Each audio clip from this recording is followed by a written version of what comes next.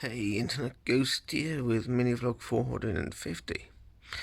Still not heard anything from the Energy Homes about the place, the flat, and all that, or apartment if you want to call it that.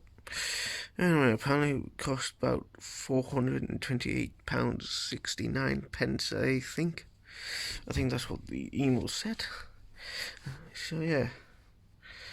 How things are going, I should be able to afford that, maybe. Anyway, I've not heard anything back from the post I made on Reddit. Someone did say they helped me, but that was a few days ago. I did give them the PayPal link, which is in the description of every video I make. But I've not heard back from them at all, so I don't know what's going on with that. So yeah. So pretty much been sitting here watching about YouTube and all that, because I got the Voxy SIM card in me G5, which is supposed to be endless social media, but I'm not sure about that.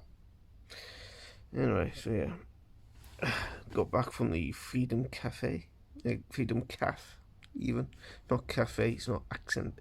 Does not have a accented e. So yeah, had today's menu was tomato soup, Venice and stew, Venice stew with mash, and marble cake. I'm not really into cake, really.